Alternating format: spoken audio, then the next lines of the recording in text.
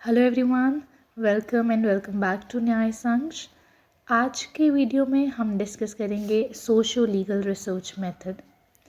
तो socio legal research की बात अगर हम करें, सोशो लीगल रिसर्च एक ऐसा रिसर्च मेथड है जिसमें हम लॉ को पढ़ते हैं इन रिलेशन टू सोसाइटी।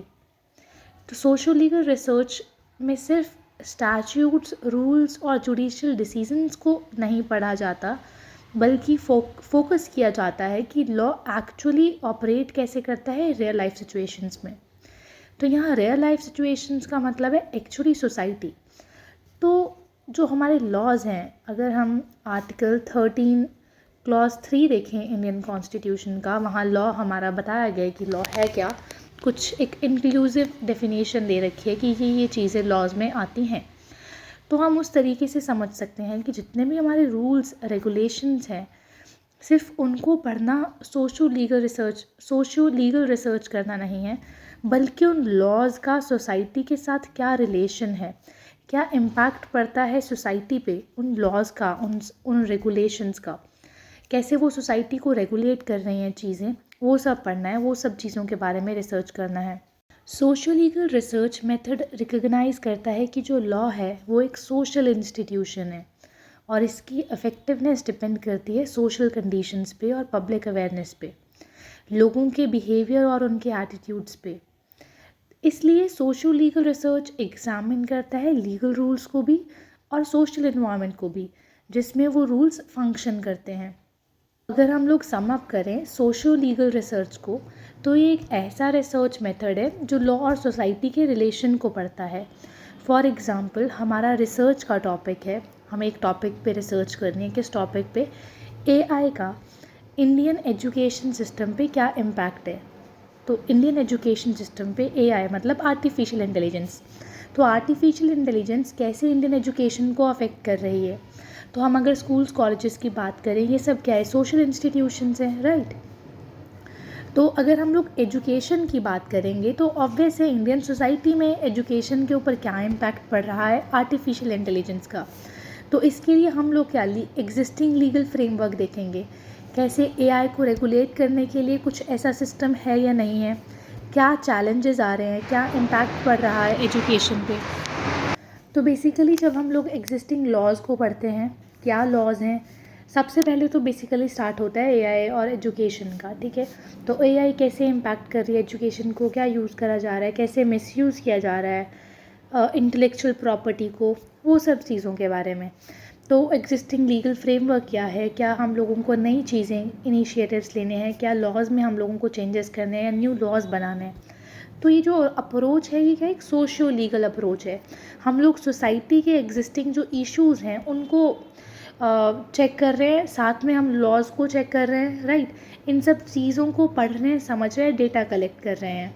तो ये हमारा सोशो लीगल रिसर्च है। और कोई भी सोशो लीगल टॉपिक्स हो गए, सपोज़ जैसे हम लोग बात करते हैं अंडर ट्रायल प्रिजनर्स, कैसे उनको क्या उनकी प्लाइट्स हैं, कैसे वो लोग मतलब वो क्या सफ़रिंग्स हैं उनकी, कैसे वो लोग सफ़र कर रहे हैं इतने सालों से, वो सब चीज़ें। तो ये क्या इश्यूज़ ये सोसाइटी में एग्जिस्ट करते हैं, जो सोसाइटी में इश्यूज़ एग्जिस्ट कर रहे हैं, और हमारा एग्जिस्टिंग लीगल फ्रेमवर्क क्या है। तो लॉज को पढ़ रहे हैं हम, लॉज में क्या चेंजेस चाहिए, वो सब चीज़ों को पढ़ रहे हैं, समझ रहे हैं, इंटरप्रेट कर रहे हैं डेटा को, और कैसे सोसाइटी में उन सब चीज़ों का रिलेशन है, इम्पैक्ट है, वो सब चीज़ों को करते हैं। ये हमारा कौन सा रिसर्च मेथड है? Socio legal research method. Next हम देखेंगे characteristics socio legal research method के। तो ये 7 करेक्टरिस्टिक्स हम वन बाय वन आगे डिस्कस करेंगे। तो हम स्टार्ट करते हैं। सबसे पहला जो हमारा पॉइंट है, लॉ इन सोशल कंटेक्स्ट। तो बेसिकली जो सोशो लीगल रिसर्च है वो स्टडी करता है कि लॉ कैसे ऑपरेट करता है एक सोसाइटी में, रेदर इन आइसोलेशन। सिर्फ लॉज अकेले को नहीं पढ़ता है, लॉज कैसे अकेले चल रहे हैं या लिखे गए हैं, उन सब चीज़ों को नहीं पढ़ता है। लॉ सोसाइटी में कैसे ऑपरेट करते हैं उन चीज़ों को पढ़ता है। क्या? Socio legal research method. तो socio legal research method examine करता है कि जो लीगल रूल्स हैं कैसे ये लोगों की ज़िंदगी को अफेक्ट करते हैं, और सोशल कंडीशंस है वो कैसे इन्फ्लुएंस करती हैं लॉ को। तो जो हमारे लॉज हैं उन वो कैसे विद इन सोसाइटी ऑपरेट कर रहे हैं, कैसे लोगों के कंडक्ट को, सोसाइटी के जो इंडिविजुअल्स हैं, ऑर्गेनाइजेशंस हैं या इंस्टीट्यूशंस हैं, कैसे उन सब चीज़ों को रेगुलेट कर रहे हैं, वो सब चीज़ें हम पढ़ते हैं। किसके through? Socio legal research method के थ्रू। ये जो अप्रोच है ये हेल्प करता है कि हम लोग समझ पाए कि जो लीगल प्रोविजंस हैं उनका प्रैक्टिकल रेलिवेंस क्या है, रियल लाइफ जो सिचुएशंस हैं, जो सोसाइटी की एक्चुअल वर्किंग है उसमें लॉज कैसे काम करते हैं। अगर हमें वो समझना है, वो सब चीज़ें एग्जामिन करनी है, तो हम सोशो लीगल रिसर्च मेथड को ऑप्ट करते हैं। सेकेंड हमारा पॉइंट है focus on law in action. तो socio legal research method basically emphasize करता है law in action rather than on law in books.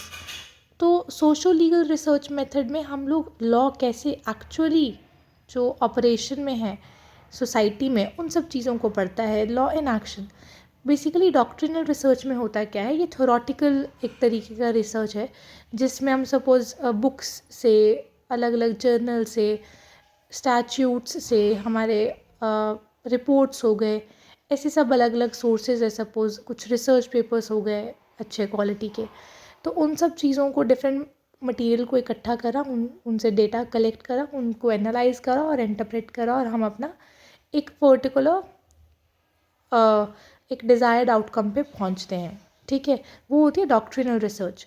Whereas socio legal research क्या है, ये एम्फेसाइज करती है लॉ इन एक्शन। तो सिर्फ जो लॉ लिखा गया है या कुछ अलग अलग लोगों के लॉ के बारे में क्या व्यूज़ हैं, वो सब चीज़ें सिर्फ वहाँ तक लिमिटेड नहीं है रिसर्च। जब वो लिखी हुई चीज़ें सोसाइटी में कैसे इम्पैक्ट डाल रही हैं या उनका जो एक इंटर रिलेशन है, उन सब चीज़ों को हम जब पढ़ते हैं तो उसको क्या सोशो लीगल अप्रोच बोलते हैं। तो जो लॉज हैं वो एक्चुअली कैसे इम्प्लीमेंट हो रहे हैं, कैसे फॉलो अप हो रहा है उनका, वो सब चीज़ों के बारे में हम लोग इस अप्रोच से पढ़ते हैं। लास्ट हमारा जो पॉइंट है कि ये हेल्प करता है फाइंड आउट करने में और एनालाइज करने में उन कॉम्प्लेक्स सोशल प्रॉब्लम्स को जो लॉ के साथ कनेक्टेड हैं, रिलेटेड हैं। नेक्स्ट हमारा पॉइंट है एम्पेरिकल इन नेचर।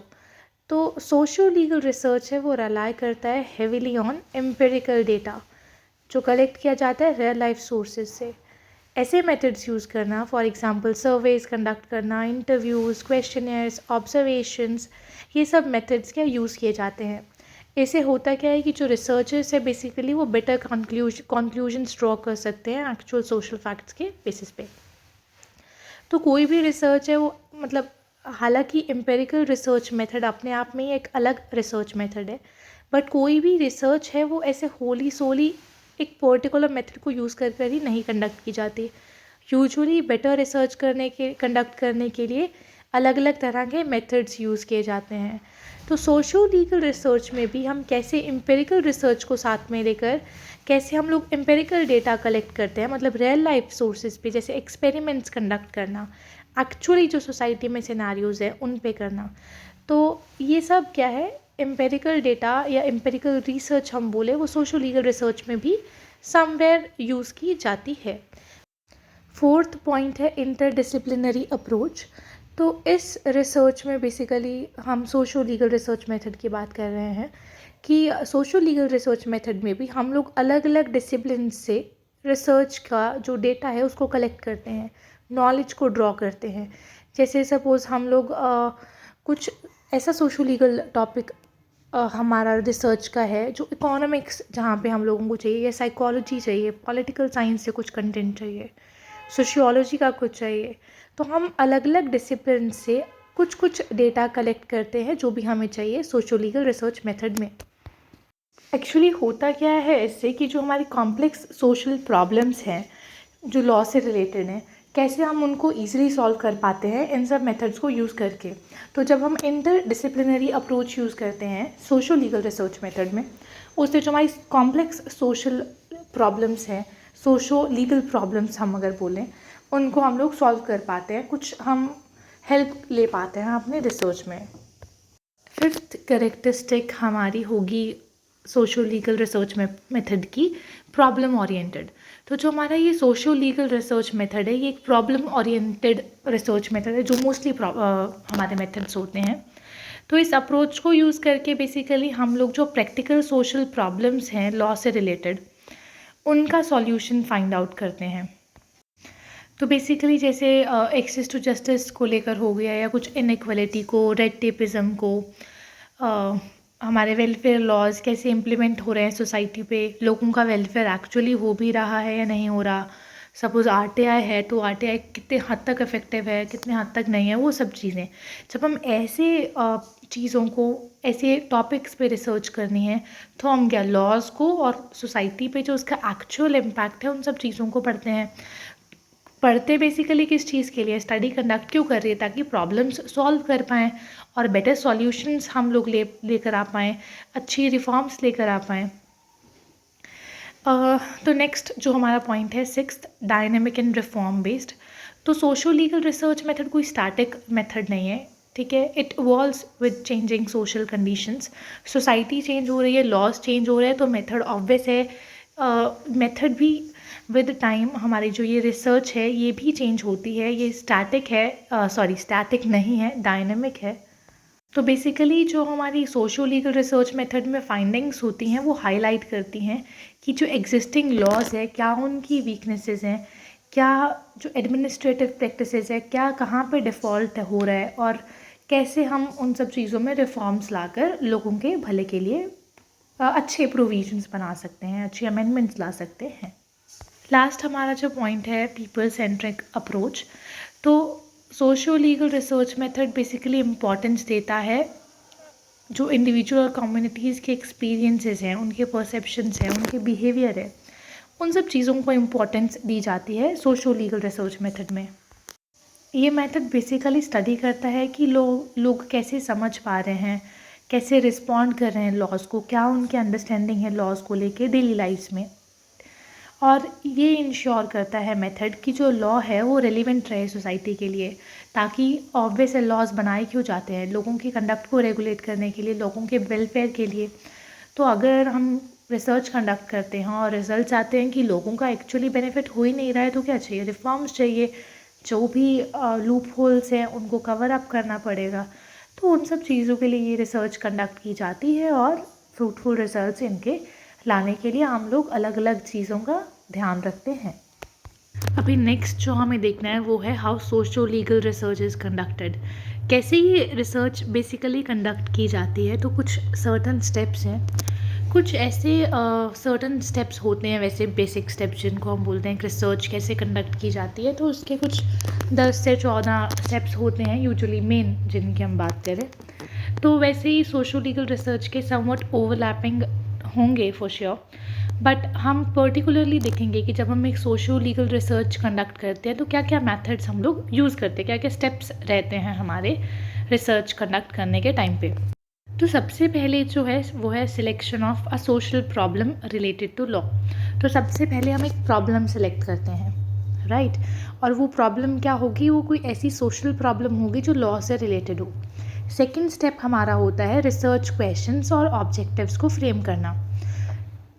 एक बार हमारा सोशल प्रॉब्लम जो लॉ रिलेटेड है, या फिर हम बोल सकते हैं टॉपिक, राइट, हमारा टॉपिक ऑफ रिसर्च हो गया, हमारा प्रॉब्लम हो गया, जो वो डिसाइड करने के बाद हमारे क्या रिसर्च क्वेश्चंस है, किन किन क्वेश्चंस को एट द एंड हम लोगों को आंसर करना है, क्या क्या ऑब्जेक्टिव्स हैं इस रिसर्च प्रॉब्लम में जो हम लोगों को लास्टली अचीव करने हैं। सेकेंड स्टेप कंप्लीट करने के बाद थर्ड स्टेप हमारा होगा study of relevant laws, rules and case laws. तो उसके बाद हम लोग लॉज जो भी हमारे एग्जिस्टिंग लॉज हैं उन सबको पढ़ेंगे, इंडिया के हो, फॉरेन कंट्रीज़ के हों, जैसे भी। उसके बाद हम लोग रूल्स रेगुलेशंस जो भी बने हैं, रिलेटेड केस लॉज हैं, वो सब देखेंगे। फोर्थ हमारा स्टेप होगा review of books, articles and reports. तो जब हमारा जो प्राइमरी सोर्सेज हैं बेसिकली लॉज, रूल्स, रेगुलेशंस, ये सब देखने के बाद हम सेकेंडरी सोर्सेज पे आएंगे, जैसे बुक्स, आर्टिकल्स, रिपोर्ट्स, कुछ डिबेट्स हो गए, या कुछ भी ऐसी सब चीज़ें, वहाँ से हम लोग मटेरियल कलेक्ट करेंगे, राइट। वहाँ से हम लोग क्या डेटा कलेक्ट करेंगे बेसिकली। फिफ्थ हमारा पॉइंट होगा फिर collection of field data through surveys, interviews and questioners. तो जो सोशो लीगल रिसर्च मेथड भी है, या तो यहाँ पे भी डॉक्ट्रिनल रिसर्च कंडक्ट की जा सकती है या एम्पेरिकल। जब हम डॉक्ट्रिनल करते हैं तो हमारा डेटा कहाँ तक लिमिटेड होगा, laws, rules, case laws, books, articles, reports, मतलब जो एग्जिस्टिंग लॉज हैं। उसके बाद क्या उनका सोसाइटी पे इम्पैक्ट है। तो केस लॉज देख ले, केस लॉज से हमें डेटा कि अच्छा इस केस लॉ में ऐसा हुआ, उसमें ऐसा हुआ, वो सब चीज़ें। किसी ने कोई आर्टिकल लिख दिया, कोई इंटरव्यूज़ आए थे, इंटरव्यूज़ इन द सेंस हम खुद कंडक्ट नहीं कर रहे हैं, कुछ ऑलरेडी जो अवेलेबल है डेटा वहाँ से हम ले रहे हैं, तो वो एक डॉक्ट्रिनल रिसर्च होती है। बट जब हम लोगों को सोशो लीगल रिसर्च मेथड के साथ empirical method of research use करना है, मतलब हम खुद सर्वेज कंडक्ट करते हैं, खुद इंटरव्यूज़ लेंगे, क्वेश्चनर्स, एक्सपेरिमेंट्स हम खुद कंडक्ट कर रहे हैं लोगों के साथ, क्या इम्पैक्ट हो रहा है लॉज का, या कुछ पर्टिकुलर सपोज क्राइम है, तो उन सब चीज़ों को लेकर हम लोग खुद जब एक फील्ड पे निकल के सर्वे करते हैं या कुछ भी एक्सपेरिमेंट्स करते हैं। 6th हमारा पॉइंट है interaction with affected individuals and institutions. तो जो इंडिविजुअल्स या इंस्टीट्यूशंस, ऑर्गेनाइजेशंस या कुछ भी ले लो जो एक्चुअली अफेक्ट हो रहे हैं, उनसे इंटरैक्ट करना। जैसे हमारे लेबर कोड्स अभी बने, राइट, उससे पहले अलग अलग लेबर लेजिस्लेशंस हमारे पास थी, बट क्या उसमें हम लोग जब ऑब्वियस है, जब रिसर्च कंडक्ट की जा रही है कि इन सब चीज़ों का इम्पैक्ट पड़ क्या रहा है, तो एट द एंड रियलाइज़ क्या किस चीज़ को किया गया है कि लोग इनफैक्ट खुद के रिट्रेस तो क्या ही करना उन लोगों को अपने जो उनके साथ बुरा हो रहा है, बट उनको समझ ही नहीं आ रहा है किस लेजिस्लेशन में जाके वो क्लेम करें। एंड नॉट जस्ट मतलब नॉर्मल जो ऑर्डिनरी इंडिविजुअल्स हैं, इंस्टीट्यूशन से, सिर्फ वही नहीं, इनफैक्ट जो लॉयर्स हैं वो लोग भी प्रॉब्लम्स फेस कर रहे थे, गलत जुरिस्डिक्शन में फ़ाइल कर रहे हैं, गलत लॉज के तहत फ़ाइल कर रहे हैं, राइट। तो उन सब चीज़ों को क्या हम वो सब चीज़ें का पता कब चलती है, जब आप एक्चुअली अफेक्टेड इंडिविजुअल्स या इंस्टीट्यूशंस को मिलते हो, इंटरैक्ट करते हो उनके साथ। तो नेक्स्ट हमारा ये मेथड हो गया, स्टेप हो गया। 7th पॉइंट है हमारा क्लासिफिकेशनल एनालिसिस ऑफ कलेक्टेड डेटा। तो जो डेटा हम लोगों ने कलेक्ट किया है उसको क्लासीफाई करना डिफरेंट ग्रुप्स में, और उसको एनालाइज करना कैसे हम उस पर्टिकुलर डेटा को यूटिलाइज कर सकते हैं, क्या नया हमारे आइडियाज़ आ रहे हैं उन सब चीज़ों को पढ़ के, उन सब चीज़ों के गो थ्रू होकर, राइट। 8th हमारा जो पॉइंट है comparison of law in books and ये भी तो comparison of law in books with law in action. तो लॉ इन बुक्स क्या है एंड लॉ इन एक्शन क्या है, तो क्या लॉज बनाए गए, कैसे वो रियल लाइफ सिचुएशंस में इम्प्लीमेंट हो रहे हैं, और क्या उनके इफेक्ट्स और इम्पैक्ट्स पड़ रहे हैं। 9th पॉइंट है हमारा drawing conclusions and suggesting reforms. तो जब हम लोगों ने प्रॉब्लम सेलेक्ट करी थी, रिसर्च क्वेश्चंस फ्रेम किए, लॉज रूल्स पढ़ लिए, आर्टिकल्स, बुक्स, रिपोर्ट्स पढ़ लिए, सर्वेज, इंटरव्यूज़ कंडक्ट करवा लिए, अफेक्टेड इंडिविजुअल्स और इंस्टीट्यूशंस से हम लोगों ने इंटरैक्ट किया, डेटा को क्लासीफाई कर लिया, एनालाइज कर लिया, बुक्स में लॉ है, रियलिटी में क्या लॉ है, वो सब चीज़ें कंपेयर कर लास्ट हमारा पॉइंट क्या होने वाला है, drawing conclusions and suggesting reforms. जो भी हम लोगों ने थ्रू आउट अपना रिसर्च प्रोसेस में करा, उसको सारे को सम अप करके रिफॉर्म्स सजेस्ट करने को लास्ट हमारा स्टेप रहेगा। अब नेक्स्ट हम डिस्कस करेंगे इम्पॉर्टेंस या merits of socio legal research method. तो सोशो लीगल रिसर्च की अगर हम बात करें, सबसे पहली चीज़ है कि it helps in understanding how law works in real life. तो असल ज़िंदगी में लॉ कैसे काम करता है वो हम लोग समझ पाते हैं सोशो लीगल रिसर्च मेथड के थ्रू। नेक्स्ट हमारा पॉइंट है, it bridges the gap between law in books and law in action. तो जो किताबी हमारे कानून हैं, जो लॉज बना रखे हैं, कैसे वो लॉज ऑपरेट करते हैं एक्चुअली सोसाइटी में, रियल लाइफ सिचुएशंस में, उस चीज़ में जो एक गैप है, मतलब लॉज हमारे बना तो दिए, वो इम्प्लीमेंट कैसे हो रहे हैं, वो जिस चीज़ को मतलब कोई भी ऑब्जेक्टिव है उन लॉज को बनाने के पीछे, क्या वो एक्चुअली सर्व हो पा रहा है या नहीं। इन सब चीज़ों में जो गैप है, लॉज एक्चुअली जो बनाए हैं और वो कैसे ऑपरेट हो रहे हैं, उनमें जो गैप्स है उनको कम करता है। क्यों? क्योंकि अगर जो डिज़ायर्ड ऑब्जेक्टिव्स थे वो हम लोग नहीं हमारे पूरे हो पा रहे हैं, तो उस चीज़ में क्या होता है, हम रिसर्च कंडक्ट करते हैं, रिसर्च प्रॉब्लम है तो उसका कुछ सॉल्यूशंस होंगे, कुछ सजेशंस होंगे, और उन सजेशन से क्या होता है, जो गैप्स है वो नैरो करते हैं उनको। थर्ड हमारा जो पॉइंट है, it highlights problems in implementation of laws. तो जो लॉज एक्चुअली बनाए गए हैं वो कैसे इम्प्लीमेंट हो रहे हैं, उस इम्प्लीमेंटेशन के प्रोसेस में जो भी प्रॉब्लम्स आ रहे हैं, जो भी ड्रॉबैक्स है, उनको हाईलाइट करते हैं हम किस रिसर्च के थ्रू, सोशो लीगल रिसर्च के थ्रू। नेक्स्ट है it helps in identifying social needs and public concerns. तो जब हम लोग लॉ को स्टडी करते हैं, उनका सोसाइटी पे रोल देख रहे हैं, क्या इम्पैक्ट पड़ रहा है लॉज का, क्या वो यूज़फुल है उनके वेलफेयर के लिए है भी या नहीं, इन सब चीज़ों को पढ़ते हैं तो हम जो एक्चुअल सोशल नीड्स हैं उनको आइडेंटिफाई करते हैं, पब्लिक कंसर्न्स क्या हैं वो देखते हैं। तो इन सब चीज़ों को क्या हम उन सब चीज़ों को तभी एक अच्छे इनिशिएटिव्स ला पाएंगे, अच्छे अमेंडमेंट ला पाएंगे, जब हम लोगों को सोसाइटी में एक्चुअली ज़रूरत किस चीज़ की है उस चीज़ को आइडेंटिफाई कर पाएंगे। तो सोशल लीगल रिसर्च मेथड क्या आइडेंटिफाई करता है, क्या सोशल नीड्स और पब्लिक कंसर्न्स हैं। नेक्स्ट पॉइंट है it supports effective law making and legal reforms. तो जब एक्चुअली रिसर्च कंडक्ट की जाती है तो जो भी लॉज नए बनाने हैं या एग्जिस्टिंग लॉज में अमेंडमेंट्स करनी है, जो भी लीगल रिफॉर्म्स चाहिए, उन सब चीज़ों को क्या सपोर्ट कर रहा है कि कैसे हम लोग एक अच्छा लॉ मेकिंग प्रोसेस को बना सकते हैं, क्या लीगल रिफॉर्म्स ला सकते हैं जो जनरली सोसाइटी के जो कंसर्न्स हैं उनको सही तरीके से उनके साथ डील कर पाए। नेक्स्ट हमारा पॉइंट है it makes law more people oriented and practical. तो लॉ बनाया किस चीज़ के लिए जाता है, लोगों के कंडक्ट को रेगुलेट करने के लिए, सोसाइटी के कंडक्ट को रेगुलेट करने के लिए, सोशल इंस्टीट्यूशंस है तो उनको रेगुलेट करने के लिए, इन सब चीज़ों के लिए तो बनाया जाता है, राइट। और अगर हम एक्चुअली रिसर्च कंडक्ट करते हैं और हम देख रहे हैं कि पीपल ओरिएंटेड बनाया तो था बट वो एक्चुअली पब्लिक वेलफेयर के लिए नहीं बन पाया, या वैसे भी जो सोसाइटी के अभी भी कंसर्न्स है, तो उन लूप होल्स को क्या ख़त्म करने के लिए या इरेडिकेट करने के लिए हम लोग बोलें, हम इस रिसर्च मेथड को यूज़ कर सकते हैं। तो ये रिसर्च जो है ये लॉ को ज़्यादा पीपल ओरिएंटेड और प्रैक्टिकल बनाती है। 7th पॉइंट है it improves policy making and governance. तो ऑब्वियस है जब हम लोग ड्रॉबैक्स देखते हैं, लूप होल्स देखते हैं कि नुआंसेस में जा के कि क्या बारीकियों में जा के प्रॉब्लम्स जेन्युइनली आ क्या रही हैं, तभी हम उनसे डील कर पाएंगे, राइट। लास्ट पॉइंट है हमारा it helps in achieving social justice.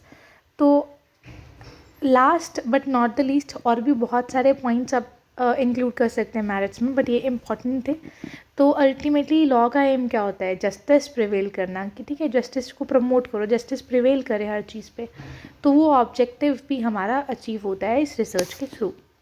Next, जैसे हर मेथड के अगर मैरिट्स हैं तो कुछ डीमेरिट्स भी होते हैं, कुछ ड्रॉबैक्स भी होते हैं। सोशल लीगल रिसर्च मेथड की बात करें तो ये टाइम कंज्यूमिंग और फील्ड वर्क भी काफ़ी चाहिए होता है, क्योंकि सिर्फ मैं डॉक्ट्रिनल रिसर्च हम मानते हैं, मतलब एक ऐसा प्रिजम्पशन है कि वो ज़्यादा इफेक्टिव नहीं होती है और एम्पिरिकल रिसर्च को ज़्यादा अच्छा माना जाता है। तो जब हम लोग सोशो लीगल रिसर्च के साथ एम्पिरिकल रिसर्च कंडक्ट करते हैं तो ऑब्वियस है टाइम तो कंज्यूम होगा, लॉन्ग फील्ड वर्क चाहिए होगा। अगर सर्वेज कंडक्ट कर रहे हैं, आप इंटरव्यूज़ कंडक्ट कर रहे हैं या क्वेश्चनियर्स भी फ्रेम कर रहे हैं, तो वो भी ऑब्वियस आपको करवाने पड़ेंगे। तो उन सब चीज़ों में टाइम बहुत लगता है। नेक्स्ट हमारा है it involves high cost due to surveys and data collection. तो खर्चा हालांकि बहुत ज़्यादा आप सोचेंगे नहीं आता है, सोशल लीगल रिसर्च भी अलग अलग तरीके से है। अगर आपको एक्सटेंसिवली एक बहुत अच्छी रिसर्च करनी है तो हम बोल सकते हैं to a certain extent cost भी ज़्यादा रहेंगे, क्योंकि अगर आपको अलग अलग जगह जाना है, सपोज़ जैसे लेबर लॉज की हम बात कर रहे थे, लेबर कोड्स बने, तो उसके लिए आपको अलग अलग जगह इंडस्ट्रीज़ में जाना पड़ेगा, वहाँ देखना पड़ेगा प्रॉब्लम्स क्या आ रही है, फैक्ट्रीज़ में जाएंगे। तो उस तरीके से एक एक्सटेंसिव फील्ड वर्क तो इन्वॉल्व है ही, और ख़र्चा भी आएगा जब अलग अलग जगह जाएंगे, सर्वेस कंडक्ट करेंगे, राइट। तो नेक्स्ट हमारा है proper training in social science methods is required. तो सोशल साइंस के जो मेथड्स हैं उनमें प्रॉपर ट्रेनिंग होनी चाहिए ताकि इफेक्टिवली रिसर्च को कंडक्ट किया जा सके। तो रिसर्च कब कंडक्ट करेंगे, जब एक्चुअल ट्रेनिंग होगी। तो ये भी एक छोटा सा डीमेरिट होता है इस सोशल लीगल रिसर्च मेथड का। 4th हमारा है collecting accurate data from people is often difficult. अब यूजुअली होता है क्या है, सपोज़ अगर हम खुद ही एक क्वेश्चनर बनाकर अपलोड कर देते हैं और हमें अलग अलग लोगों से वो फिल करवाना है, राइट। तो अब ज़रूरी नहीं है कि हर एक इंसान एक्चुअल नॉलेज और पेशेंस के साथ उसको और विद अटमोस्ट ऑनेस्टी आंसर करेगा या नहीं भी करेगा, या हम सर्वेज भी कंडक्ट करवा रहे हैं अगर, तो ज़रूरी नहीं है कि वो जो डेटा है वो ऑथेंटिक होगा। तो वहाँ पे डिफ़िकल्टीज़ आ सकती हैं, क्योंकि कई लोग ऐसे मतलब कुछ भी बोल दिया दे दिया, ठीक है कि जस्ट फॉर द सेक, और ज़रूरी नहीं है कि हर जहाँ भी हम जाएंगे वहाँ से एक्चुअल जो डेटा एक हम लोगों को ऑथेंटिक डेटा चाहिए एक जेन्युइनली रिसर्च कंडक्ट करने के लिए, वो मिलेगा भी या नहीं।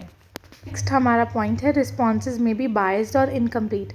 तो जो रिस्पॉन्सेज हम लोग कलेक्ट कर रहे हैं आफ्टर सर्वे या आफ्टर क्वेश्चन या मेथड, जैसे भी, ठीक है, जिस भी मेथड के थ्रू, वो बायस्ड और इनकम्प्लीट हो सकते हैं। और अगर रिस्पॉन्सेज ही बायस्ड हो या इनकम्प्लीट हो तो हम कैसे एक्सपेक्ट कर सकते हैं कि जो हमारी रिसर्च है वो विद अटमोस्ट एक्यूरेसी कंडक्ट होगी या एक्यूरेट रिजल्ट्स भी हम लोगों को मिल पाएंगे। फॉर एग्ज़ाम्पल 3 ईयर प्रैक्टिस जो जजमेंट है हमारा, उसी को ले लो। सपोज़ हम लोग अलग अलग इंस्टीट्यूशंस में और अलग अलग स्टूडेंट्स से, अलग अलग यूनिवर्सिटी से, हर जगह जाकर, या कोर्ट्स से भी मान लो, कुछ हम सिलेक्टेड प्लेसेस हैं, सिलेक्टेड पर्सनस हैं जिनसे हम लोग सपोज़ क्वेश्चन फिल करवा रहे हैं कि ठीक है, टेल अस कि आपका क्या ओपिनियन है उसको लेके, कि क्या वो फेवरेबल है या वो एडवर्सली अफेक्ट करता है, किस हद तक फेवरेबल है, किस हद तक वो एडवर्स इम्पैक्ट्स लेकर आ रहा है स्टूडेंट्स पे या जुडिशरी के एस्पिरेंट्स पे, या वैसे भी कैसे वो उनको अफेक्ट कर रहे हैं, या जो भी चीज़ें, राइट। तो सपोज़ हम लोग कंडक्ट करवा रहे हैं, बहुत बच्चे हैं जो अगेंस्ट होंगे बट वो इफेक्टिवली वॉइस ही नहीं रेज कर पा रहे हैं, अपने ओपिनियन नहीं रख पा रहे हैं अच्छे से। या सपोज़ कुछ हम लोगों के पास जा रहे हैं जो बोल रहे हैं अरे हाँ बहुत अच्छी बात है, क्यों बहुत अच्छी बात है, सपोज़ कोई सोच रहा है कि ठीक है 3 साल तो लग ही जाते हैं प्रिपरेशन करने में, ज़रूरी थोड़ी है हर किसी का फर्स्ट अटेम्प्ट में हो रहा है। ऐसे ऐसे लेके बहुतों के अलग अलग ओपिनियंस हो सकते हैं, बट एक्चुअली जो जेन्युइन ओपिनियंस हो कि जो एक ऑर्डिनरी प्रूडेंट माइंड वाले पर्सन के होने चाहिए, वो मिलते हैं नहीं मिलते हैं, रिसर्च कैसे अच्छे से कंडक्ट होती है नहीं होती है। तो इन सब चीज़ों से क्या बहुत ज़्यादा जो रिजल्ट्स हैं, जो आंसर्स हैं रिसर्च के, उनमें प्रॉब्लम्स आती हैं। 6th है फाइंडिंग्स में नॉट बी यूनिवर्सली एप्लीकेबल।